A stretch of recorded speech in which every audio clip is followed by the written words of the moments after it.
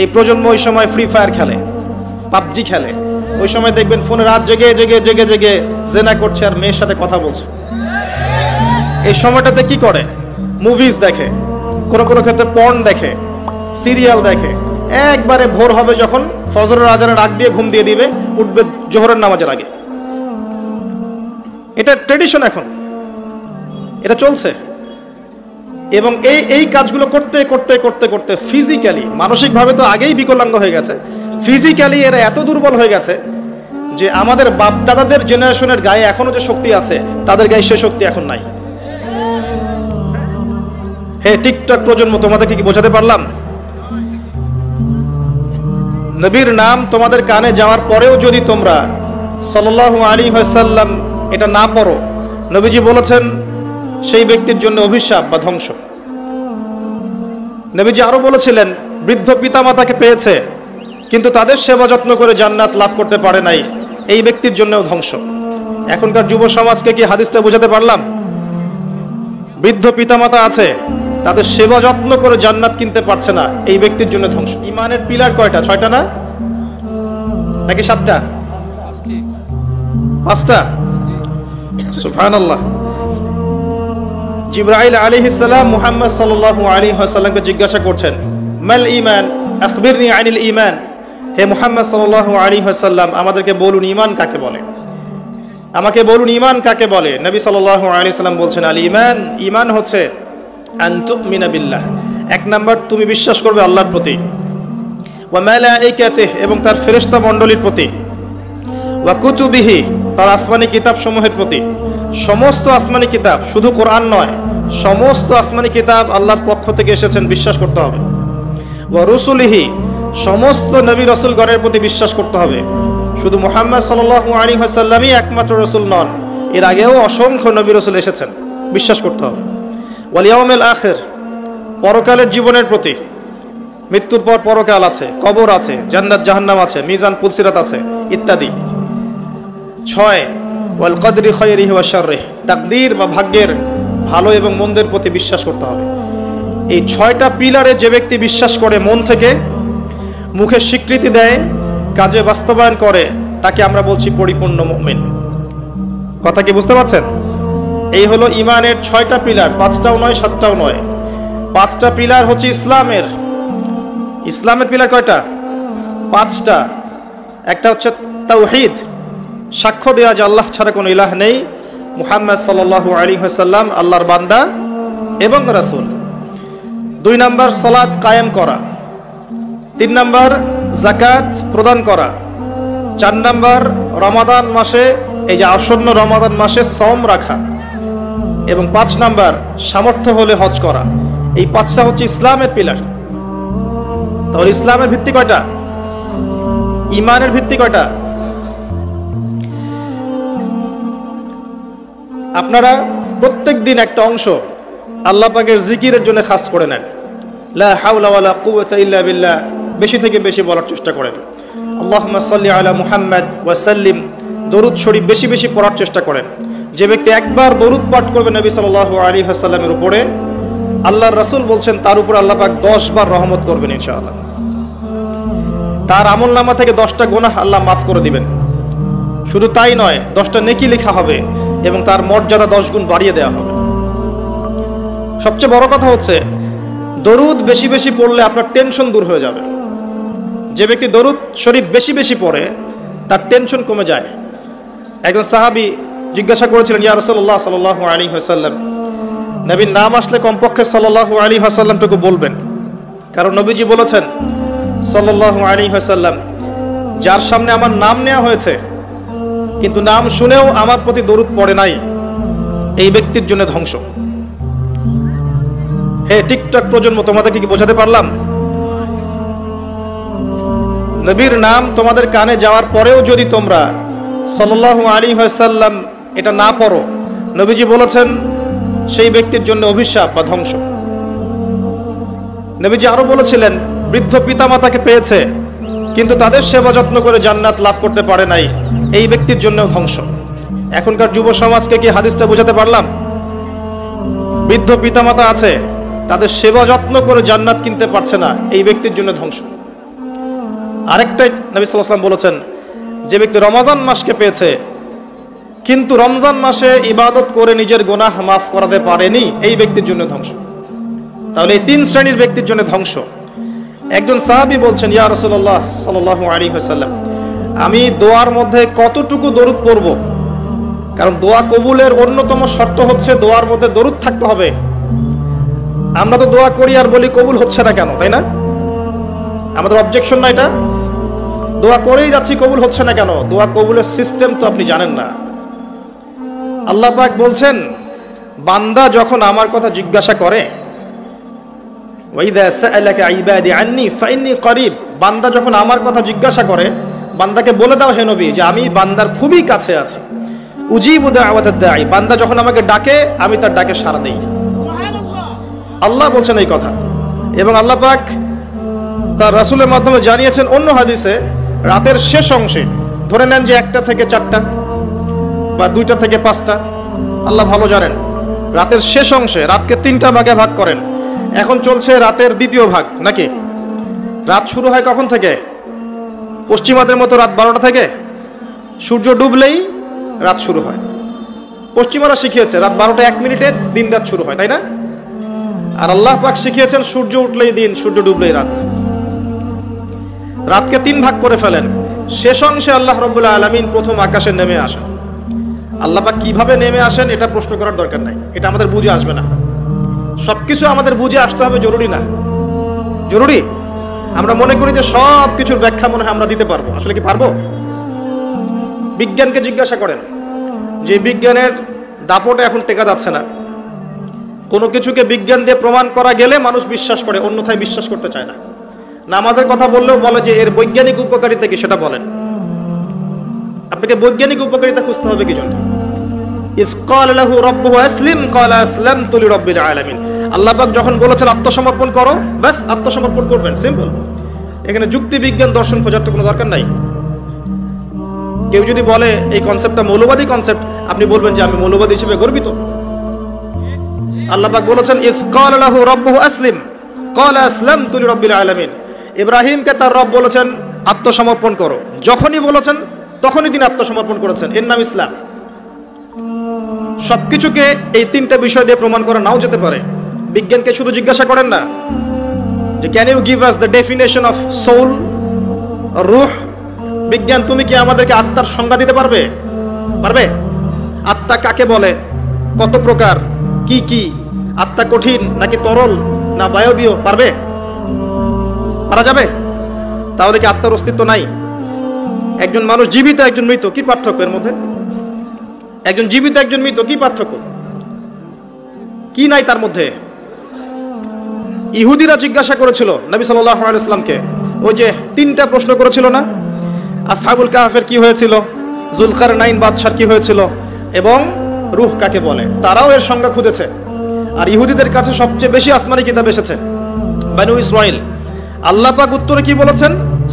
সূরা বানি ইসরাইল 81 নম্বর একটা পড়ে দেখেন। ইয়াসআলুনাকা আনির রূহ, তোমাকে তারা আত্মা সম্পর্কে জিজ্ঞাসা করছে। কুলির রূহু মিন আমরি রাব্বি, বলে দাও রূহ হচ্ছে তোমার রবের আদেশ মাত্র। আল্লাহর আদেশে মায়ের গর্ভে এসেছে, আল্লাহর আদেশে দেহ থেকে বের হয়ে চলে যাবে। কোনো ব্যাখ্যার দরকার আছে? মানুষ মারা গেলে, হুট করে মারা গেলে বলে হার্ট অ্যাটাক করে মারা গেছে, কারণের দরকার আছে? আল্লাহর হুকুম হয়েছে মরে গেছে, সিম্পল। এই রূহটা কোথায় ছিল? এই রূহটা ছিল রূহের জগতে, আলমে আরওয়াহ একটা জগৎ আছে। এই জগৎ কত গ্যালাক্সি দূরে, এটা নিয়ে আমাদের গবেষণা করার দরকার নাই। এটা নিয়ে তারা গবেষণা করতে পারে যাদের আল্লাহ বিশ্বাস নাই, তারা খুঁজে খুঁজে বের করুক। কিন্তু এই জগৎ আছে, আলমে আরওয়াহ, রূহের জগৎ বলে একটা জগৎ আছে।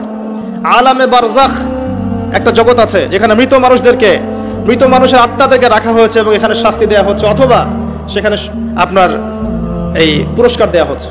এই 2টা পার্ট, একটা ইল্লিন, একটা সিজ্জিন। পুণ্যবানদের আত্মা চলে যায় ইল্লিনে, আর বদকারদের আত্মা চলে যায় সিজ্জিনে। সিজ্জিন নবী সাল্লাল্লাহু আলাইহি ওয়াসাল্লামকে দেখানো হয়েছে, জাহান্নামকে দেখানো হয়েছে। মেরাজের রাতে তিনি দেখে এসেছেন সুদখোরদেরকে রক্তের নদীতে ফেলে মাথা ফাটিয়ে দেওয়া হচ্ছে। তিনি দেখে এসেছেন এক শ্রেণীর মেয়েকে বুকের মধ্যে হুক লাগিয়ে লটকায় রেখে শাস্তি দেওয়া হচ্ছে, ব্যভিচারিণী, জেনাকার। দেখানো হয়েছে এক শ্রেণীর মানুষ পচা গোশত খাচ্ছে, ভালো গোশত খাচ্ছে না। এরা ছিল পরকীয়াকারী। স্ত্রী ছিল বাইরের মেয়ের সাথে জেনা করত, স্বামী ছিল বাইরের ছেলের সাথে জেনা করত। নবীকে দেখানো হয়েছে যে এক শ্রেণীর মানুষ আগুন খাচ্ছে, পেটের ভিতর দিয়ে ঢুকছে, পায়খানার রাস্তা দিয়ে বের হয়ে যাচ্ছে। এতিমের মাল ভক্ষণ করেছিল এরা। দেখানো হয়েছে এক শ্রেণীর মানুষের জিহ্বা আগুনের কেচি দিয়ে কেটে দেওয়া হচ্ছে। বলা হয়েছে এরা আপনার উম্মতের বক্তা, কথা বলতো, নিজে আমল করতো না। দেখানো হয়েছে যে এক শ্রেণীর মানুষ হামাগুড়ি দিচ্ছে, হাতে তামার নখ, এই নখ দিয়ে গাল হ্যাচড়াচ্ছে, গায়ের চামড়া গোশত তুলে ফেলছে, সেটা খাওয়ার চেষ্টা করছে। গীবতকারী, মৃত ভাইয়ের গোশত খাওয়ার মতো পাপ।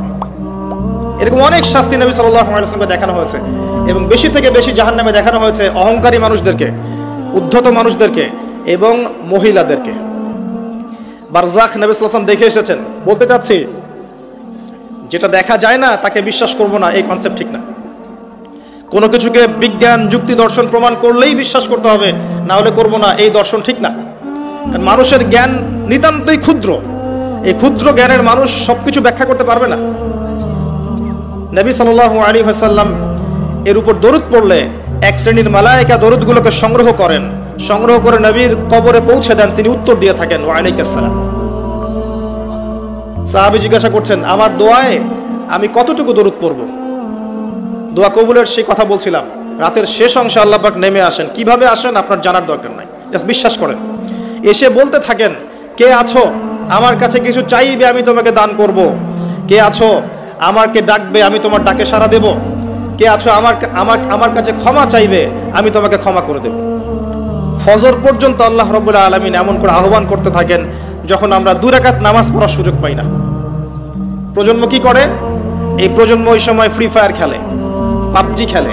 ওই সময় দেখবেন ফোনে রাত জেগে জেগে জেগে জেগে জেনা করছে আর মেয়ের সাথে কথা বলছে। এই সময়টাতে কি করে?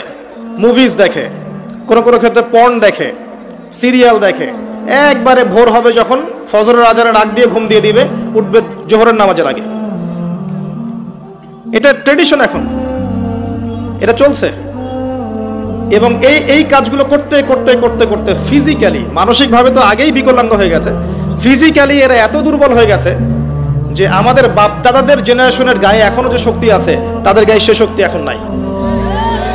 হ্যাঁ, এবং এই নৈতিক মূল্যবোধের অবক্ষয় এদেরকে যে গ্রাস করেছে, যদি কখনো দেশের জন্য জীবন দেওয়ার প্রশ্ন আসে, এটা দাঁড়াতে পারবে না। বিশ্বাস করি না, আমি অন্তত আমি বিশ্বাস করি না। যাদের সারাটা দিন ফিকির হচ্ছে মেয়ে, গার্লফ্রেন্ড, মাদক, আপনার ইয়াবা সেবন করা, সিগারেট খাওয়া, গাঁজা খাওয়া, অ্যালকোহল সেবন করা, জুয়া খেলা, ক্যাসিনোতে যাওয়া, মেয়েদেরকে নিয়ে ডেট করা, রাত্রেবেলা পর্নোগ্রাফি দেখা, মাস্টারবেশন করা, নিজের উপর জুলুম করা, পর্ন দেখতে দেখতে নিজের ভিতর থেকে একটা পশু হয়ে গেছে। ভিতর থেকে পশু, ছোট ছোট মেয়েদেরকে পেলে ধরে ধর্ষণ করে ফেলবে। বিগত 8 দিনে 42 জন শিশুকে এদেশে ধর্ষণ করা হয়েছে। এদেশে আপনি রিপোর্ট দেখেন, খবর দেখেন না, তারাও তো হিমশিম খাচ্ছে পরিস্থিতি সামলাতে। এই যে কিশোর অপরাধ যে বেড়েছে, এই যে কিশোর গ্যাং তৈরি করছে, এরা কত বছর বয়স এদের? 15 থেকে 20। এবং এমনভাবে ক্রাইম করে আপনার মাথা খারাপ হয়ে যাবে, চিন্তাই করতে পারবেন না, এত সুপরিকল্পিতভাবে ক্রাইম করেছে। গতকালই আমি দেখেছি যে পতিতালয়ে গিয়েছে 2 বন্ধু, এক বন্ধু জেনা করেছে, আরেক বন্ধু ভিডিও করেছে। আরেক বন্ধুকে ব্ল্যাকমেল করছে ওই ভিডিও দিয়ে। যাকে ব্ল্যাকমেল করা হচ্ছে, সেই বন্ধুকে জবাই করে চলে গেছে। খুব চমৎকার সমাজ না আমাদের এখন? যখন আমরা বলি যে এই যুব সমাজকে কোরআন শেখান, রাসূলের সুন্নাত শেখান, আল্লাহর রাস্তায় সময় দেওয়ার মানসিকতা তৈরি করেন, বাধ্যতামূলক কোরআন শেখান, নামাজি বানান, ইসলামিক বই পুস্তক পড়ান, আলেম ওলামাদের সামনে নিয়ে আসেন, ওদের সাথে বসান, কথাবার্তা শোনান, তখন আপনি বলে দেন তারা জঙ্গি হয়ে যাবে, সন্ত্রাসী হয়ে যাবে। তারা কোরআনের কাছে আসলে সন্ত্রাসী হয়ে যাবে। এখন তারা কি আছে? এই কিশোর গ্যাংয়ের ছেলেরা কি? সবকিছু বাহ্যিক চোখ দিয়ে দেখতে হবে এমন নয়, অভ্যন্তরীণ চোখটাকে কাজে লাগান। আল্লাহর বিধান কোরআন এবং সুন্নাহর মধ্যেই শান্তি কামিয়াবি আছে। আল্লাহ পাক প্রথম আকাশে নেমে এসে আহ্বান করেন, কে আছো চাইবে আমি দিব, কে আছে ক্ষমা চাবে আমি ক্ষমা করে দেব, কে আছো আমাকে ডাকবে আমি তোমার ডাকে সাড়া দিব। আমাদের আল্লাহ বলতে থাকেন। দোয়া কবুলের সময়গুলো শুনে নেন, রাতের শেষ অংশে দোয়া কবুল হয়, বৃষ্টি পড়ছে, বৃষ্টি, দোয়া করলে দোয়া কবুল হয়। আজান হচ্ছে, আজানের উত্তর দেন, উত্তর দেওয়ার পরে আজানের দোয়া পড়েন, তারপরে রাসূলের প্রতি দরুদ পড়েন সাল্লাল্লাহু আলাইহি ওয়াসাল্লাম, হাত উঠে দোয়া করেন, দোয়া কবুল হয়ে যাবে ইনশাআল্লাহ। আজান হয়েছে, ইকামত হবে, আজান ইকামতের মাঝখানে একটা সময় আছে না, এই সময় দোয়া করেন, দোয়া কবুল হয়ে যাবে ইনশাআল্লাহ। সুন্দর করে ওযু করেন, ওযু করে হাতটা তুলে দোয়া করেন, দোয়া কবুল হয়ে যাবে ইনশাআল্লাহ। 2 রাকাত নামাজ পড়েন, 2 রাকাত নামাজে মনোযোগ ঠিক রাখার চেষ্টা করেন, নামাজ শেষে হাত তুলে দোয়া করেন, দোয়া কবুল হয়ে যাবে ইনশাআল্লাহ। আপনি কোনো ভালো কাজ করেছেন, গোপনে দান করেছেন বা কোনো দান সাদাকা করেছেন, ভালো কাজ করেছেন, কেউ দেখে নাই, আল্লাহ দেখেছেন, এই কাজটাকে ওসিলা করে দোয়া করেন, দোয়া কবুল হয়ে যাবে ইনশাআল্লাহ। পারা যাবে? আরেকটা বড় অস্ত্র বলে দিচ্ছি, নামাজের সেজদায় যখন আপনার মাথা আপনার সবচেয়ে উঁচু জায়গাটা সবচেয়ে নিচু জায়গায় লাগিয়েছেন, আল্লাহর সামনে নত করেছেন, এই সেজদায় তাসবিহ পাঠ করেন, সুবহানা রাব্বিয়াল আ'লা, অথবা সুবহানাকা আল্লাহুম্মা রাব্বানা ওয়া বিহামদিকা আল্লাহুম্মা ইগফিরলি, অথবা সুবহুন কুদ্দুসুন রাব্বুল মালাইকাতি ওয়ার রূহ পাঠ করেন, করার পর দোয়া করেন। সেজদায় যে দোয়াই করবেন ইনশাআল্লাহ কবুল হয়ে যাবে, সেজদায় যে দোয়াই করবেন ইনশাআল্লাহ কবুল হয়ে যাবে, বলেন সুবহানাল্লাহ। নবী সাল্লাল্লাহু আলাইহি ওয়াসাল্লাম বলেছেন, বান্দা সেজদায় আল্লাহর যতটা কাছে থাকে অন্য কোনো সময় এত কাছে যেতে পারবে না। আর আমরা কি করে, টুক করে সেজদা দিয়ে টুক করে উঠে যাই, একটা দোয়া করার সুযোগ পাই না, চান্সও দেই না। সেজদায় দোয়া কবুল হয়, প্রত্যেকটা সেজদায় একটা করে দোয়া করেন না, একটা করে দোয়া করেন। আরবিতে দোয়া করতে পারলে সবচেয়ে ভালো, যেগুলো কোরআন এবং সুন্নাহ থেকে সাব্যস্ত। যদি নফল নামাজ পড়েন, আপনার আরবি জানা নাই মোটেই, বাংলাতেই বলেন, আল্লাহ আমি অসুস্থ, আমাকে শেফা দাও, আল্লাহ আমার ছেলেটাকে হেদায়েত দাও, আল্লাহ আমার রিজিক প্রশস্ত করে দাও, আল্লাহ আমাকে হালাল রিজিকের ব্যবস্থা করে দাও, আল্লাহ আমাকে মাফ করে দাও, বলা যায় না? দোয়া কবুল অন্যতম সময় রমাজান মাস, যেটা সামনে আসছে, রোজা রাখা অবস্থায় আপনি দোয়া করলে দোয়া কবুল হয়ে যাবে ইনশাআল্লাহ। এবং যখন মানুষ আপনার আমল দেখছে না, আপনি গোপনে আমল করছেন, সৎ আমল, যে কাজগুলো মানুষ দেখছে না, আপনি জানেন, আল্লাহ জানেন, ওই কাজগুলোকে দোহাই করে আল্লাহর কাছে দোয়া করেন, কবুল হয়ে যাবে ইনশাআল্লাহ। আরো আছে, অসুস্থ হয়েছেন, দোয়া করেন, দোয়া কবুল হতে পারে।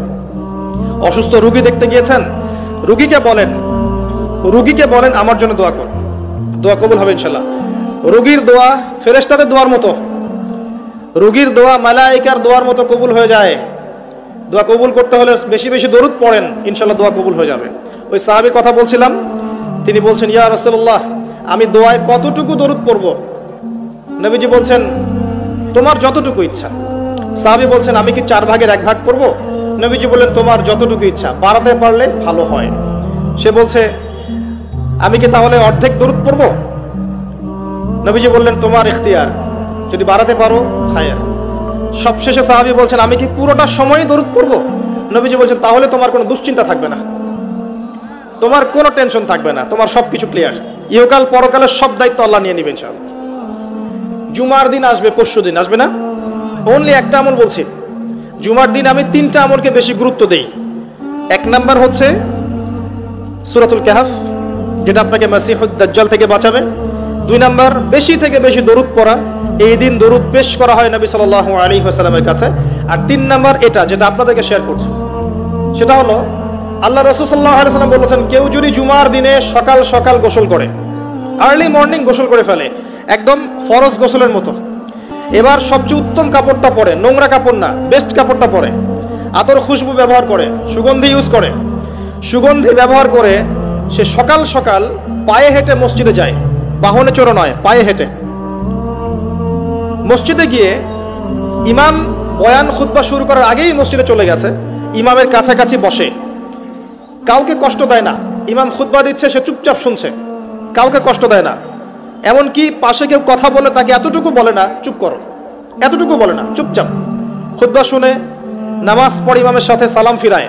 নবী সাল্লাল্লাহু আলাইহি ওয়াসাল্লাম বলছেন, এই যে প্রতি পদক্ষেপ হেঁটে এসেছে, প্রত্যেক পদক্ষেপের বিনিময়ে 1 বছরের নফল নামাজ, 1 বছরের নফল রোজার নেকি দেয়া। এই আমলগুলো খুব সহজে আমরা করতে পারি। আমি শুরু করলাম কিছু আমল দিয়ে, যে আমলগুলো আপনারা নিয়মিত করার চেষ্টা করেন, আল্লাহ পাক আপনাদের সবাইকে তৌফিক এনায়েত করুন, আমিন। আর কিছু কিছু সূরা আছে যেগুলো নিয়মিত পড়তে হয়, যেমন সূরা ফালাক, সূরা নাস, সূরা ইখলাস, সকালে 3 বার, সন্ধ্যায় 3 বার, 3-3-3-9, আবার 3-3-3-9। নবী সাল্লাল্লাহু আলাইহি ওয়াসাল্লাম বলছেন দৃশ্য অদৃশ্যের যে কোনো অনিষ্ট থেকে আল্লাহ পাক আপনাকে হেফাজত করবেন ইনশাআল্লাহ তাআলা।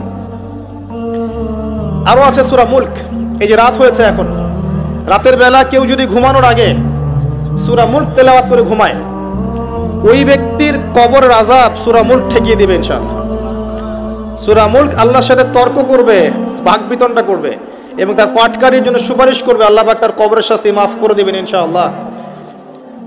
যে ঘরের মধ্যে সূরা বাকারা তেলাওয়াত করা হয় সেই ঘর থেকে শয়তান পালিয়ে যায়। যে ব্যক্তি সূরা বাকারা নিয়মিত তেলাওয়াত করে তার জীবনে বরকত নেমে আসে। কি আসে? আল্লাহর রহমত আর বরকত নেমে আসে। যে সূরা বাকারা তেলাওয়াত ছেড়ে দেয়, সূরা বাকারা তেলাওয়াতটা করে না, ছেড়ে দেয়, তার জীবনে আক্ষেপ আসে, আক্ষেপ। সূরা বাকারা এবং আলী ইমরান কিয়ামতের মাঠে মেঘের মতো থাকবে, যা পাঠককে ছায়া দিবে ইনশাআল্লাহ তাআলা। এছাড়া আপনারা জানেন যে প্রত্যেকটা হরফে 10টা করে নেকি আপনারা পাবেন। আলিফ লাম মিম বললে মিনিমাম 30টা নেকি পাবেন ইনশাআল্লাহ তাআলা। আয়াতুল কুরসি, আয়াতুল কুরসি প্রত্যেক ফরজ নামাজের পর একবার করে যে পাঠ করবে, মৃত্যু ব্যতীত এই ব্যক্তির জান্নাতে যাওয়ার কোনো বাধা নাই। মৃত্যুবরণ করলেই জান্নাত ইনশাআল্লাহ তাআলা। আরেকটা আমল বলে দেই, সূরাতুল বাকারা এর শেষের 3টা আয়াত। আমাদের নবী সাল্লাল্লাহু আলাইহি ওয়াসাল্লাম মেরাজে গিয়েছিলেন। মেরাজে নবী সাল্লাল্লাহু আলাইহি ওয়াসাল্লামকে আল্লাহ পাক 3টা হাদিয়া দিয়েছেন স্পেশাল। কয়টা? তার প্রথমটা হচ্ছে 50 ওয়াক্ত সালাত, যেটাকে আমরা এখন 5 ওয়াক্ত পড়ি, কিন্তু নেকি হবে 50 ওয়াক্তের। যে 5 ওয়াক্ত পড়ে 50 ওয়াক্তের নেকি হবে ইনশাআল্লাহ। এই উম্মতের যে কেউ যে কোনো ভালো কাজ করলেই 10 দিয়ে গুণ করা হবে ইনশাআল্লাহ। 1 টাকা দান করেছেন 10 টাকার নেকি পাবেন মিনিমাম। একটা ভালো কথা বলেছেন 10টা ভালো কথার নেকি পাবেন ইনশাআল্লাহ। একটা রোজা রেখেছেন 10টার নেকি পাবেন ইনশাআল্লাহ। এই উম্মতের জন্য খাস, একটা ভালো কাজ করলে 10 গুণ বাড়িয়ে দেওয়া হয়, কিন্তু একটা খারাপ কাজ করলে 10 গুণ বাড়ানো হবে না, একটাই থাকবে ইনশাআল্লাহ।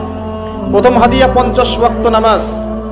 দ্বিতীয় হাদিয়া হচ্ছে এই উম্মতের কেউ যদি শিরক না করে মারা যায়, listen to me very carefully, এই উম্মতের যে কোনো ব্যক্তি শিরকের পাপ না করে মারা যায়, আল্লাহ পাক তার বড় বড় গুনাহগুলোকে মাফ করে দিবেন ইনশাআল্লাহু আযজা ওয়া জাল। আর কি চান? আল্লাহ পাক বলছেন হাদিসে কুদসির মধ্যে, হে আদম সন্তান, তুমি যদি আমার সামনে আসমান জমিন সমান পাপ নিয়ে হাজির হও, আসমান জমিন সমান গুনাহ নিয়ে হাজির হও, কিন্তু আমার সাথে কাউকে শরীক করো নাই, শিরকের পাপ নাই, তাহলে আমি আল্লাহ তোমার সামনে আসমান জমিন সমান ক্ষমা নিয়ে হাজির হব। বলেন সুবহানাল্লাহ। তারপরেও একটা কথা বলতে চাই, তারপরেও আল্লাহ পাক এত বড় নিশ্চয়তা দেওয়ার পরেও উম্মতে মুহাম্মাদের মধ্যে 73 দল হবে, যার 72 দল জাহান্নামে যাবে। আমি কি বুঝাতে পারছি? এত বড় রহমত দেওয়ার পরেও উম্মতে মুহাম্মাদের 73 দল হবে, যার মধ্যে 72টা দলই জাহান্নামে যাবে, একটা জান্নাতে যাবে। মা আনা আলাইহি ওয়া আসহাবি, যারা নবী সাল্লাল্লাহু আলাইহি ওয়াসাল্লাম এবং সাহাবীদের আদর্শের উপরে থাকবে ইনশাআল্লাহ তাআলা। আর ইসলামের নামে যারা দলাদলি করেছে তারা সবাই এই আয়াত দিয়ে দলিল পেশ করছে। এটাও একটা বিস্ময়কর বিষয়। এত বড় মার্সি থাকার পরেও প্রত্যেক হাজারে 999 জন মানুষ জাহান্নামে যাবে। বলেন নাউযুবিল্লাহ। আর সূরা আরাফের 179 নম্বর আয়াতে আল্লাহ পাক আরো বলেছেন, ওয়ালাকাদ যারানা লিজাহান্নামা কাসীরাম মিনাল জিন্নি ওয়াল ইনস, আমি প্রচুর জিন আর মানুষকে দিয়ে জাহান্নাম পূর্ণ করব, প্রত্যেক হাজারে 999 জনকে দিয়ে। কি অপরাধ? কি অপরাধ? উত্তর, লাহুম কুলুবুন লা ইয়াফকাহুনা বিহা। 1 নাম্বার অপরাধ, তাদের কলব ছিল, উপলব্ধি করত না। আবার শোনেন, তাদের কলব ছিল, উপলব্ধি করত না। ওয়ালাহুম আযানুন লা ইয়াসমাউনা বিহা, কান দিয়েছিলাম শুনে নাই। ওয়ালাহুম আ'য়ুনুন লা ইউবসিরুনা বিহা, চোখ দিয়েছিলাম দেখেনি। উলাইকা কাল আনআম, এরা গবাদি পশুর মতো। বাল হুম আদল, বরং তার চেয়েও নিকৃষ্ট। ওয়া উলাইকা হুমুল গাফিলুন, এরা হচ্ছে গাফেল সম্প্রদায়। আল্লাহ রাব্বুল আলামিন বলেছেন সূরা আরাফ 179 নম্বর আয়াত। তাহলে জাহান্নামে যাওয়ার কারণ বুঝতে পারছি? 3টা বড় বড় কারণ। হৃদয় দিয়েছে আল্লাহ উপলব্ধি করার জন্য, এমনি এমনি নয়। আল্লাহ পাক কান দিয়েছেন শোনার জন্য। কি শুনবেন? আল্লাহর ওহী শোনেন নাকি মিউজিক শুনবেন? গান বাজনা শুনবেন? কি শুনবেন? কান দিয়েছি শোনে নাই, হক কথা শোনেনি। ওয়ালাহুম আ'ইনুন লা ইউবসিরুনা বিহা, চোখ দিয়েছিলাম দেখে নাই। কি দেখে নাই? আল্লাহর নিদর্শন দেখেনি, আল্লাহর মারিফত দেখে নাই, আল্লাহকে উপলব্ধি করেনি, আল্লাহর সামনে আত্মসমর্পণ করেনি। চোখ দিয়েছে, কি দেখেছে? চোখ দিয়ে জেনা দেখেছে, পর্নোগ্রাফি দেখেছে, মিথ্যা দেখেছে, বাতিল দেখেছে। চোখের আরেকটা ব্যাখ্যা আছে, চোখ মানে শুধু বাইরের চোখ না, এখানে ভিতরের চোখকে বোঝানো হয়েছে। কোথায় দলিল? দলিল আছে সূরা হজে আল্লাহ পাক বলেছেন, তারা জমিনে সফর করে না কেন? তারা জমিনে কেন সফর করে না? যদি সফর করত তাদের মৃত কলব জীবিত হতো। প্রকৃতপক্ষে তাদের দু চোখ অন্ধ নয়, বরং অন্ধ তাদের কলব, যা হৃদয়ের ভিতরে আছে। তাহলে বুঝতে পারলাম আরেকটা কলব আছে। আরেকটু ভালো করে বুঝাই, আবু জেহেল এবং আলী রাদিয়াল্লাহু আনহু। আবু জেহেলের নাম শুনেছেন? আলী রাদিয়াল্লাহু আনহু নাম শুনেছেন? দুইজনকে আমরা ডাক্তারের কাছে পাঠালাম। কোথায় পাঠালাম? চোখের ডাক্তারের কাছে।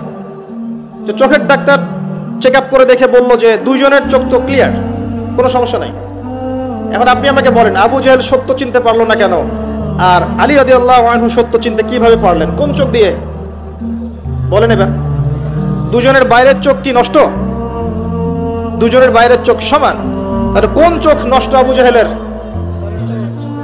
তার মানে দুটো চোখ আছে, অভ্যন্তরীণ দৃষ্টি আছে।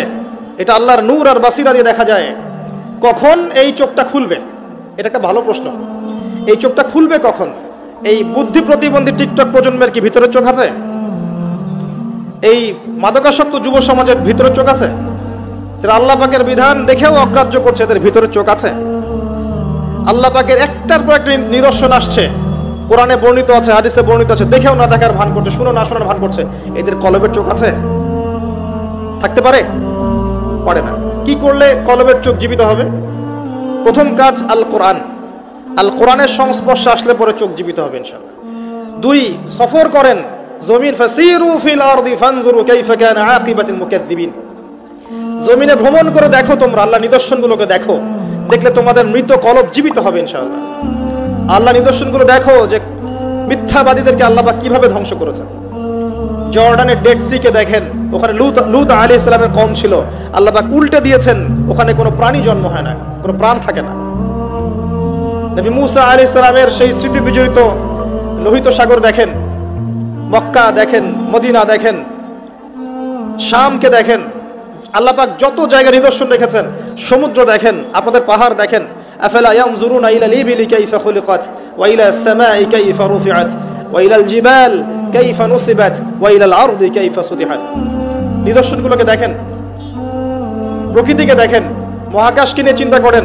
সূরা মুলকে আছে না, আকাশের দিকে দৃষ্টি দাও, তোমাদের চোখ ব্যর্থ হয়ে ফিরে আসবে, তোমরা রহস্য ভেদ করতে পারবে না।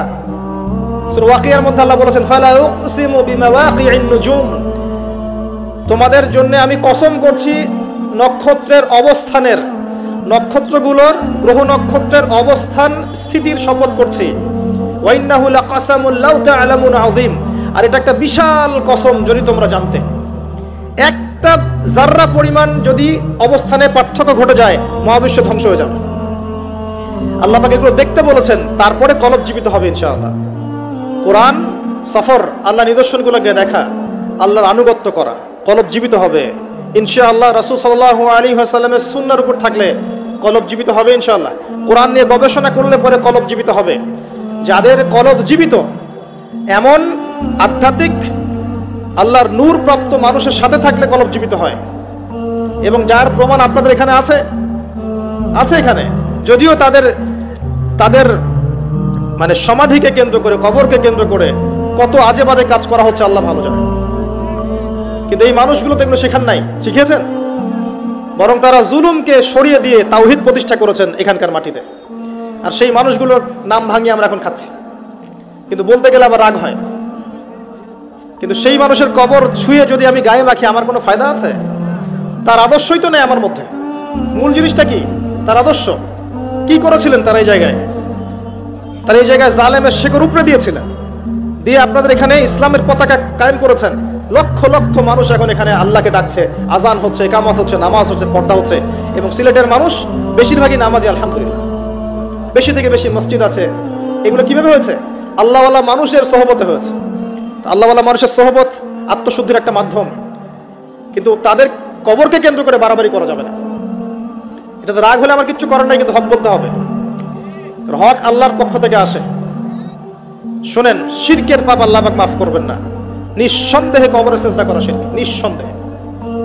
এবং একজন মৃত মানুষের কাছে আপনি দোয়া করছেন, শিরক হচ্ছে। সেখানে নজর মানত করছেন, শিরক হচ্ছে। সেখানে জবাই করছেন, শিরক হচ্ছে। নবী সাল্লাল্লাহু আলাইহি ওয়াসাল্লাম কোশ্চিনকালে এগুলো শিক্ষা দেন নাই।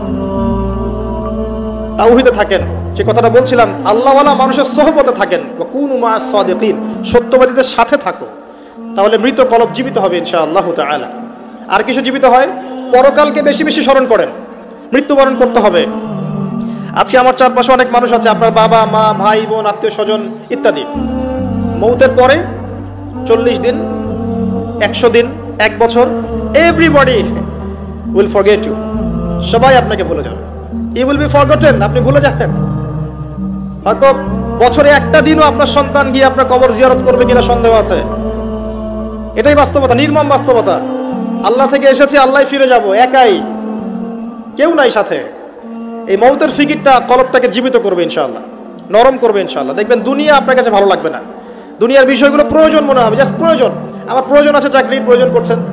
আপনার প্রয়োজন আছে খাবার দাবার, প্রয়োজন আছে স্ত্রী সন্তান, আপনার প্রয়োজন আছে একটা জব, কিছু একটা। দুনিয়াটা আপনার প্রয়োজন, প্রয়োজন শেষ আপনি আল্লাহর হয়ে যান। আল্লাহর হওয়া এত সহজ নয়। আল্লাহর হতে হলে শুধু আল্লাহর জন্যই সব কাজ করতে হয়। ইন্না সলাতি ওয়া নুসুকি ওয়া মাহইয়ায়া ওয়া মামাতি লিল্লাহি রাব্বিল আলামিন, তখন গিয়ে আপনি আল্লাহকে পাবেন। আমার কথা ভালো করে শোনেন, যদি আপনি মানুষকে সন্তুষ্ট করতে যান এবং মানুষের কাছে কিছু পাওয়ার আশা করেন, আপনি কষ্ট পাবেন। বিশ্বাস হচ্ছে না? মানুষের কাছে এক্সপেকটেশন বেশি রাখেন, আপনি কষ্ট পাবেন। আপনি আল্লাহর কাছে আশা করেন, কষ্ট পাবেন। আপনি সমস্ত কাজ আল্লাহকে সন্তুষ্ট করার জন্য করেন, আপনি কষ্ট পাবেন না। আর যদি আপনি মানুষের কাছে প্রতিদান আশা করেন, কষ্ট পাবেন। তাহলে সমাধান, যার যার হক তাকে তাকে দিয়ে দেন, যার যার হক তাকে তাকে পরিপূর্ণ মাত্রায় দিয়ে দেন। নিজের হক আল্লাহর কাছে চেয়ে নেন, ইনশাআল্লাহ আপনি সুখে থাকবেন। যত দিন যাবে এই কথাটার বাস্তবতা আপনারা ফিল করবেন, কারণ এখন শেষ জামানা। এখন বন্ধনগুলো ভেঙে যাবে, পারিবারিক বন্ধন, আত্মীয় বন্ধন, প্রতিবেশীর বন্ধন, কাঠামো ভেঙে পড়বে। দেখছেন না কি হচ্ছে? পরিবেশ, ভাই ভাইকে হত্যা করছে, সন্তান বাবাকে হত্যা করছে, ডিভোর্স বাড়ছে, জেনা বাড়ছে, পরকীয়া বাড়ছে, কি হচ্ছে না? যত দিন যাবে এগুলো বাড়তে থাকবে। শুধু আল্লাহর হয়ে যান, কষ্ট পাবেন না ইনশাআল্লাহ। প্রত্যেকটা কাজ আপনি আল্লাহর জন্য করেন, আল্লাহকে পেয়ে যাবেন ইনশাআল্লাহ তাআলা। তখন দেখবেন আপনি মনে মনে একটা কিছু চিন্তা করেছেন, আপনার সামনে হাজির। আল্লাহ শুনেছেন আপনার ডাক। আল্লাহ পাক আপনার জন্য সারা দুনিয়া উল্টা দিতে পারবেন তখন ইনশাআল্লাহ আযজা ওয়া জাল।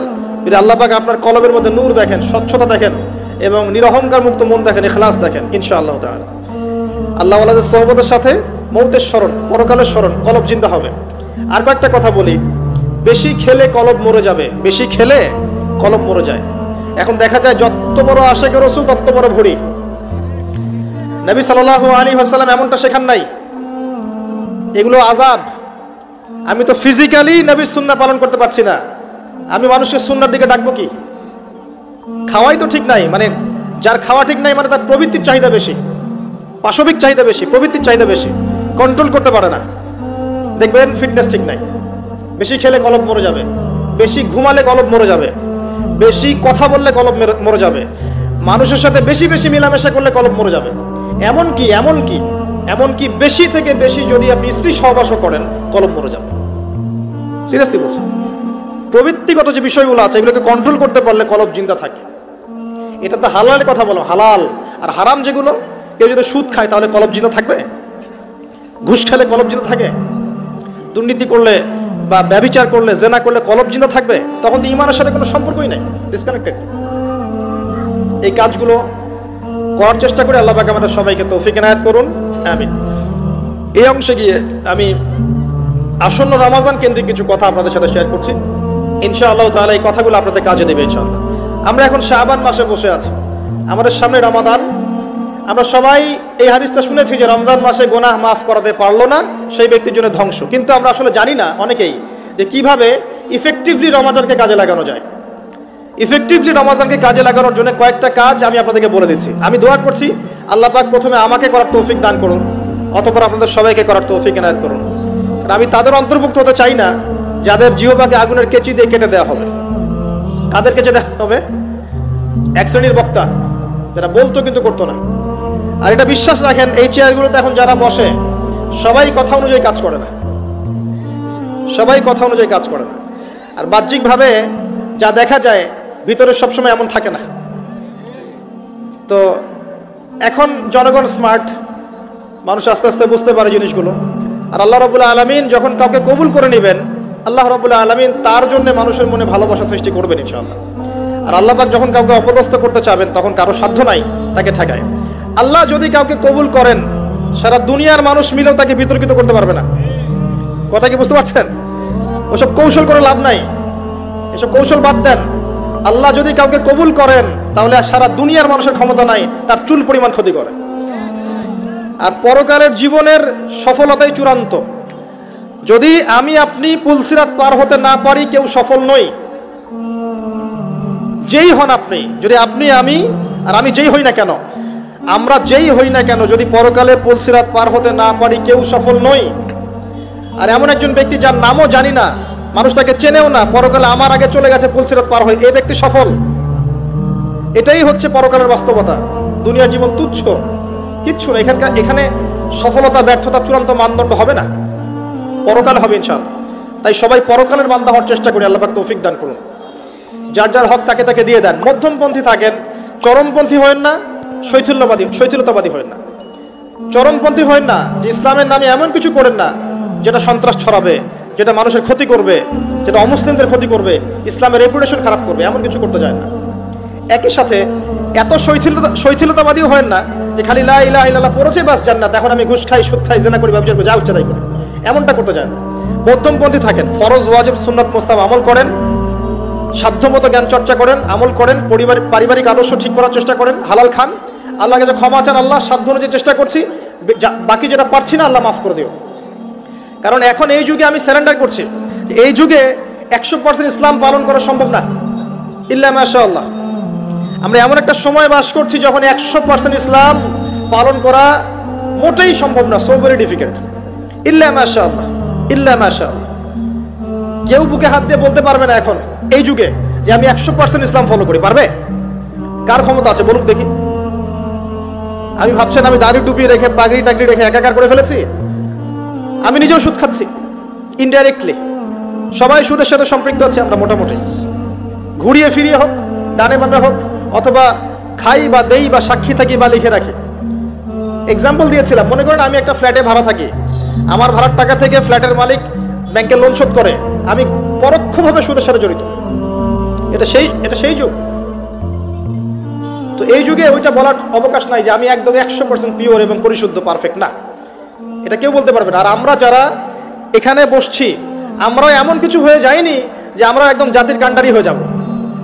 হ্যাঁ, আমরা এমন কিছু হয়ে যাইনি এখনো যে আমরা পুরো জাতির দায়িত্ব নিয়ে ফেলতে পারবো, জি না। অতএব আমাদের উচিত আত্মশুদ্ধি অর্জন করা এবং নিজেদের ভুলগুলো আগে রিকগনাইজ করা, আইডেন্টিফাই করা যে আমাদের কোন কোন জায়গায় ল্যাকিংস আছে, এরপর এটা সলিউশনে আসে। আমরা অনেক পিছিয়ে আছি, এখনো অনেক পিছিয়ে আছে। আল্লাহ পাক আমরা যদি দায়িত্ব পালন করি, ইনশাআল্লাহ আল্লাহ পাক আমাদেরকে শক্তিশালী করবেন। এটা আল্লাহ পাকের সুন্নাহ। ইন তানসুরুল্লাহ ইয়ানসুরুকুম, তোমরা আল্লাহর দ্বীনকে সাহায্য করো, আল্লাহ তোমাদেরকে সাহায্য করবেন। ওয়া ইউসাব্বিত আকদামাকুম, এবং তোমাদের পা আল্লাহ পাক সুদৃঢ় করবেন। যদি না করো, ওয়া ইন তাতাওয়াল্লাউ, তোমরা যদি মুখ ফিরিয়ে নাও, ইস্তাবদিল কওমান গায়রাকুম, আল্লাহ পাক অন্য কওমকে হেদায়েত দিয়ে এই জায়গায় নিয়ে আসবেন। আমাদের কোনো প্রয়োজন নেই আল্লাহ পাক। আসেন রমজানে এই কয়েকটা কাজ বেশি বেশি করার চেষ্টা করেন। 1 নাম্বার, প্রথম কাজ 5 ওয়াক্ত সালাত জামাতে পড়ার চেষ্টা করেন। পারা যাবে ইনশাআল্লাহ? খুব কঠিন কিছু বললাম ভাই? তার আগে একটা কাজ বলি, তারও আগে সেহরি করতে উঠেছেন, এমন ভাবে খাবেন না যেটা এটা আপনার জীবনের শেষ খাওয়া, এমন ভাবে খাবেন না আল্লাহর ওয়াস্তে। এই জায়গায় আপনি খাওয়া নিয়ন্ত্রণ করতে না পারলে প্রবৃত্তিকে নিয়ন্ত্রণ করতে পারবেন না। এটা দরজা, প্রবৃত্তি নষ্ট হওয়ার দরজা হচ্ছে এই পেট, মুখ আর পেট। যে পেটের দাস, সে প্রবৃত্তিকে নিয়ন্ত্রণ করতে পারবে না। রমজান কি জন্য আল্লাহ পাক না খেয়ে থাকতে বলছেন? কেন? যাতে আপনি তাকওয়া অবলম্বন করতে পারেন, নফসটাকে কন্ট্রোল করতে পারেন। কথা কি বুঝতে পারছেন? পানি খাবো না কেন? পানি তো হালাল। নফসটা কন্ট্রোল করা, না আমি করব না, এটা আপনাকে প্রশিক্ষণ দেওয়া হচ্ছে। আত্মার নিয়ন্ত্রণের প্রশিক্ষণ দেওয়া হয় রমজান মাসে। এটাই তার তাকওয়া। তাকওয়া মানে কি? এই যে একটা মরুভূমি মনে করেন, বা সমুদ্রের বীচ মনে করেন, কক্সবাজার সমুদ্রের বীচ, এখানে অনেকগুলো কাঁচের টুকরা রাখা আছে, কাঁচের টুকরা ফেলে দেওয়া আছে। আপনি হেঁটে হেঁটে যাচ্ছেন, পা ফেলছেন, টিপে টিপে পা ফেলছেন, এখানে একটা, ওখানে একটা, ওখানে একটা। এটা তাকওয়া। এইভাবে চলার নাম তাকওয়া। এটা এক্সাম্পল। সেহরি এত বেশি খায়েন না যেটা মনে হয় আপনার জীবনের লাস্ট খাওয়া, এমনটা খায়েন না। এরপরে 5 ওয়াক্ত নামাজ চেষ্টা করেন জামাতে পড়ার জন্য। যদি জামাত মিস হয়ে যায়, নামাজ ছেড়ে দিবেন না, বাসায় পড়বেন। যদি দেখেন ঘুমিয়ে গেছেন, ঘুম থেকে উঠলে নামাজ পড়বেন। যদি দেখেন ভুলে গেছেন, যখনই মনে হবে তখনই পড়বেন, নামাজ ছাড়বেন না। পারা যাবে ইনশাআল্লাহ। যুব সমাজকে বলবো, যাই করো তোমরা যা কিছুই করো না করো, 5 ওয়াক্ত নামাজ ছেড়ো না। 5 ওয়াক্ত নামাজ তোমাদেরকে যে কোনো পাপ থেকে ফিরিয়ে নিয়ে আসবে ইনশাআল্লাহ। এই যুবকদের মাঝে অনেক যুবক আছে এখনো বসে এই পৃথিবীতে, যাদের মধ্য থেকে আল্লাহ পাক দিনের বড় বড় খাদেম বের করবেন ইনশাআল্লাহ। কাদেরকে বের করবেন? যাদের অন্তরে আল্লাহ পাক স্বচ্ছতা দেখবেন, পবিত্রতা দেখবেন, এদেরকে বের করবেন। এমন অনেক মানুষ ছিল যারা মিউজিক করতো, ছেড়ে দিয়ে ইসলামের খেদমত করছে।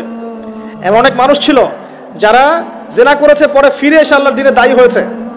এমন অনেক মানুষ আছে যারা বড় বড় কবিরা গুনাহ করেছে, পরে তওবা করে ফিরে এসে আল্লাহর দিনের খেদমত করছে, আছে না?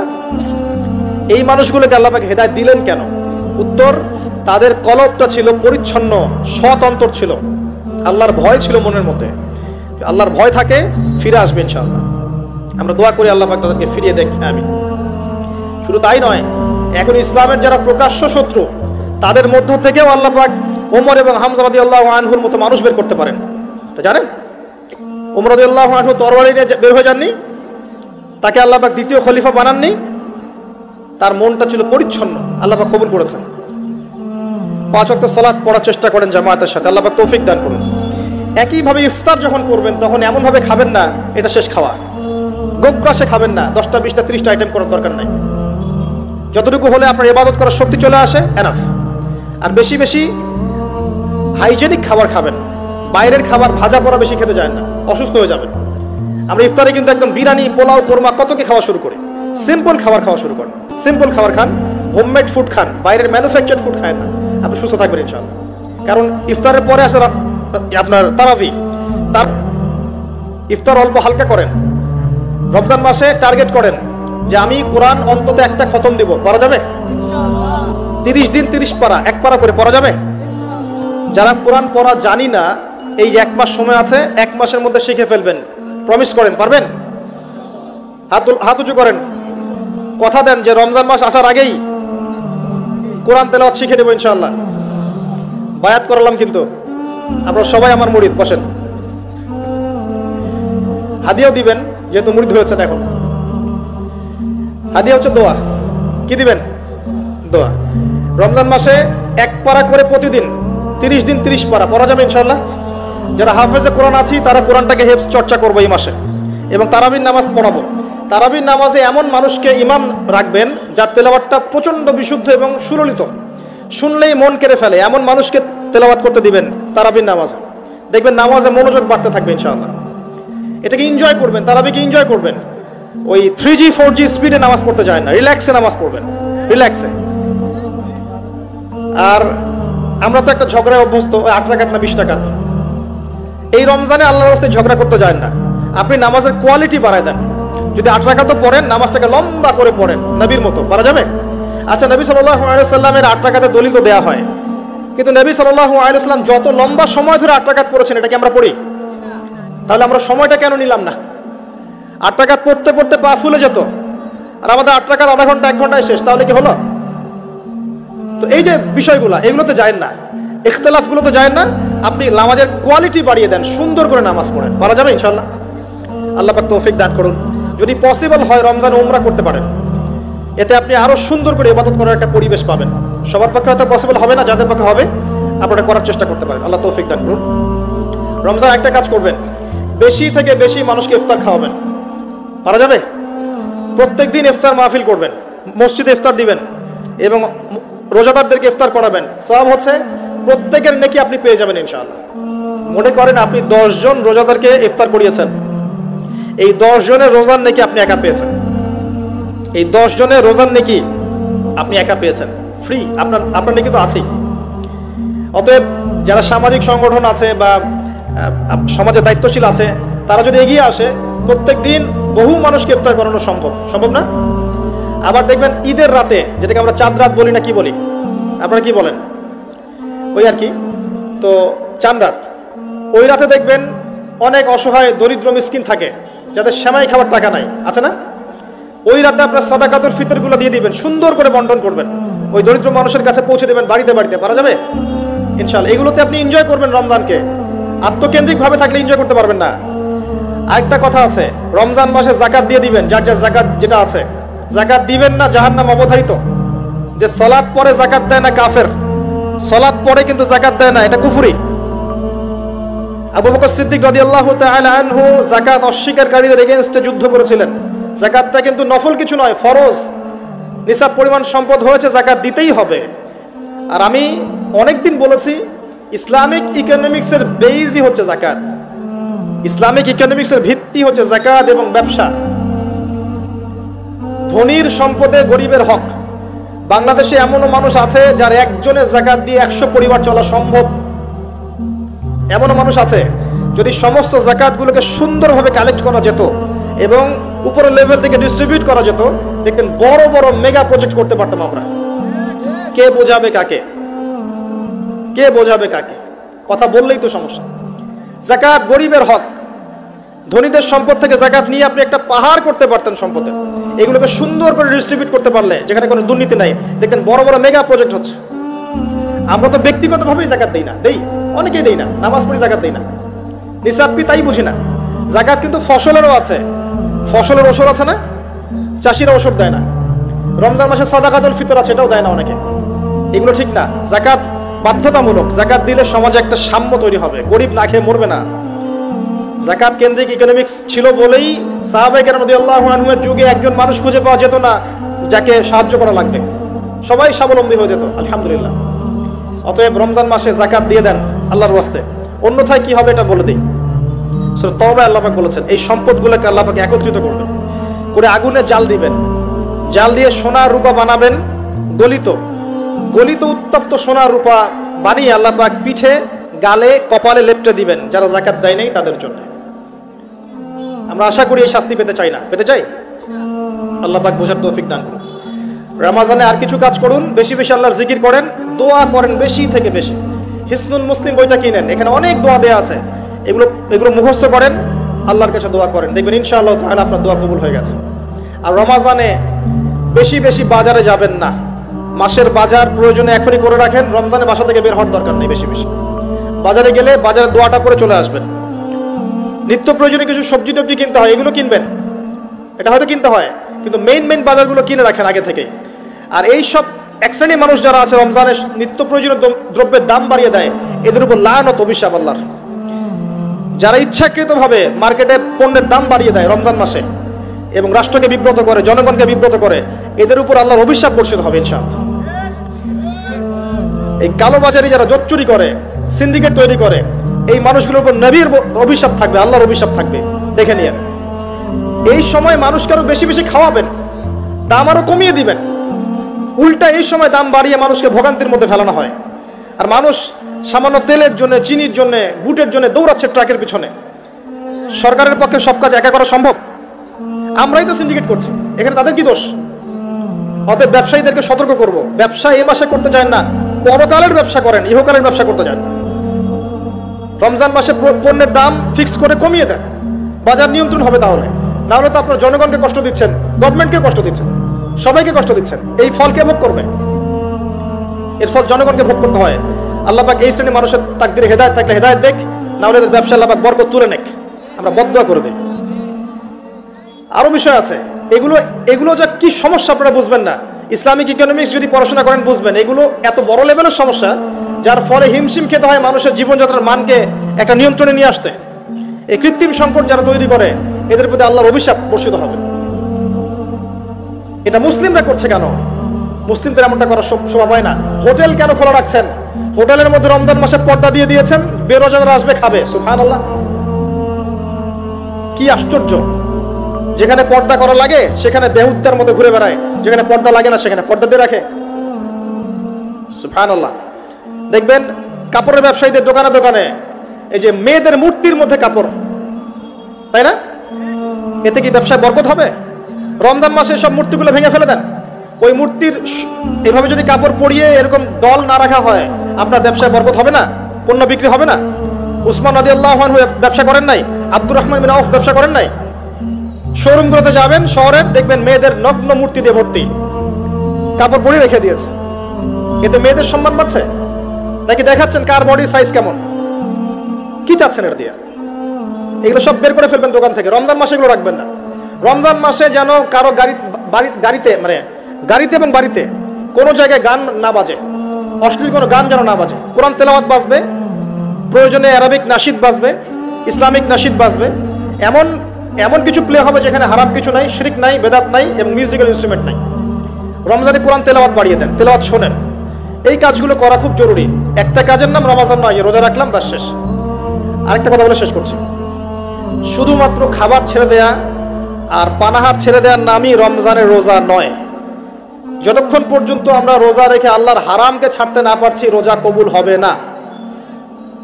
কথা বোঝার চেষ্টা করেন। রোজা রেখেছে, মিথ্যা বলছে, রোজা কবুল হবে না।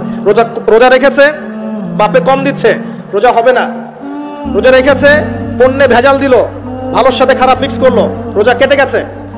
রোজা রেখেছে, আপনার গীবত তহমত করে বেড়াচ্ছে, আড্ডা পিটাচ্ছে, গীবত করছে, রোজা ভেঙে গেছে। রোজা রেখেছে, সুদ খাচ্ছে, সুদি লেনদেন করছে, রোজা ভেঙে গেছে। রোজা রেখেছে, জেনা করছে, রোজা নাই, কেটে গেছে। রোজার মানে এই নয় যে খালি খাবার ছেড়ে দিয়েছি আর পানিও ছেড়ে দিয়েছি, স্ত্রী সহবাস ছেড়ে দিয়েছি, তাই নয়। আল্লাহর সমস্ত নিষেধ বর্জনের নাম হচ্ছে সওম। এটা হচ্ছে সেই সওম যার প্রতিদান হচ্ছে লাআল্লাকুম তাত্তাকুন, যার ফলে তোমরা তাকওয়া অবলম্বন করতে পারো। শেষ একটা হচ্ছে কুতিবা আলাইকুমুস সিয়াম, তোমাদের উপর সিয়ামকে ফরজ করা হয়েছে। কামা কুতিবা আলাল্লাযিনা মিন ক্বাবলিকুম, যেমন করে তোমাদের পূর্ববর্তীদের উপরে ফরজ করা হয়েছিল। লাআল্লাকুম তাত্তাকুন, যাতে করে তোমরা তাকওয়া অবলম্বন করতে পারো। তাকওয়া তার নাম যে আল্লাহর নিষেধগুলো ছাড়তে পারে। এই হলো সওম। আরেকটা আয়াত আছে, শাহরু রমাদানাল্লাযী উনজিলা ফীহিল কুরআন, এই মাসে আল্লাহ পাক কোরআন নাজিল করেছেন। এটাই সেই মাস। এই মাসে আল্লাহ পাক কোরআন নাজিল করেছেন। বেশি বেশি কোরআন তেলাওয়াত করবেন, বেশি থেকে বেশি। কথা বলার দরকার নাই, বেশি মানুষের সাথে কোরআন তেলাওয়াত করেন। অ্যাপস আছে না ফোনে, কোরআন তেলাওয়াত করেন। এক পারা দুই পারা পড়তে থাকেন। প্রত্যেক নামাজের আগে 10 পৃষ্ঠা, পরে 20 পৃষ্ঠা, পরে 10 পৃষ্ঠা পড়ার চেষ্টা করেন। পারা যাবে ইনশাআল্লাহ তাআলা। বেশি থেকে বেশি খতম দেন, আল্লাহ পাক তৌফিক দান করুন। যারা কোরআন বোঝেন এই মাসে কোরআন তাদাব্বুর করেন, গবেষণা করেন। লাস্ট ওয়ান, লাইলাতুল কদর আছে শেষ দশকে। এই শেষ দশক সম্ভব হলে ইতিকাফ করার চেষ্টা করেন। যদি ইতিকাফ করা সম্ভব না হয়, শেষ দশকে রাত্রেবেলা বাসা থেকে বাইরে বের হবেন না, মোনাজাতে থাকবেন, জায়নামাজে থাকবেন। পারা যাবে ইনশাআল্লাহ। ওই রাতগুলোর মাঝে একটা রাত আছে, এটা 27 রাতই হবে জরুরি না। এটা 21 হতে পারে, 23 হতে পারে, 25 হতে পারে, 27 হতে পারে, 29 হতে পারে। এই জন্য শেষ দশকের প্রতিটা রাত, স্পেশালি বিজয় রাতগুলো জাগার চেষ্টা করেন। পরিবারবর্গকে জাগান, কোমর বেঁধে নেন, স্ত্রী সহবাস ছেড়ে দেন, যদিও রাত্রেবেলা জায়েজ ছেড়ে দেন। আসেন আল্লাহর সামনে দাঁড়ান, নিজের চাওয়া পাওয়া, কষ্টের কথা, দুঃখের কথা, গুনাহের কথা সব আল্লাহর সাথে শেয়ার করেন। ইনশাআল্লাহ দেখবেন ঈদ উল ফিতর আপনার জন্য হবে ইনশাআল্লাহ। এইসব ব্যক্তিদের জন্য ঈদ উল ফিতর। কদ আফলাহা মান যাক্কাহা, কদ আফলাহা মান তাযাক্কা ওয়া যাকারা ইসমা রাব্বিহি ফাসাল্লা। ঈদ উল ফিতর কাদের জন্য? যারা রমাদান মাসে আত্মশুদ্ধি অর্জন করেছে এবং আল্লাহর নাম নিতে নিতে নামাজে গিয়েছে। আল্লাহু আকবার, আল্লাহু আকবার, লা ইলাহা ইল্লাল্লাহ, আল্লাহু আকবার, আল্লাহু আকবার, ওয়া লিল্লাহিল হামদ বলতে বলতে ঈদগাহে গিয়েছে, নামাজ পড়েছে। এদের জন্য হচ্ছে সফল। কদ আফলাহা মান তাযাক্কা। আল্লাহ পাক আমাদের সবাইকে এই আসন্ন মাহে রমাজানে সবচেয়ে সেরাভাবে রমাজানকে কাটানোর তৌফিক আল্লাহ পাক আমাদেরকে দান করুন। আল্লাহ পাক আমাদেরকে বেশি বেশি কোরআন এই মাসে তেলাওয়াত করার তৌফিক দান করুন। আমি দোয়া করি আল্লাহ পাক আমাদেরকে এই মাসে বেশি বেশি দান খয়রাত করার তৌফিক দান করুন, যাকাত দেওয়ার তৌফিক দান করুন, ইফতার করানোর তৌফিক দান করুন, মানব সেবামূলক কাজ করার তৌফিক দান করুন। আল্লাহ পাক এই মাসে আমাদেরকে বেশি বেশি আল্লাহ জিকির করার তৌফিক দেখ, দোয়া করার তৌফিক দেখ। আল্লাহ পাক এই মাসে ইসলামিক সংস্কৃতিকে জাগ্রত করুন, পরিবারবর্গকে নিয়ে যেন আমরা ইসলাম পালন করতে পারি। আল্লাহ পাক সেই তৌফিক দান করুন, আমিন।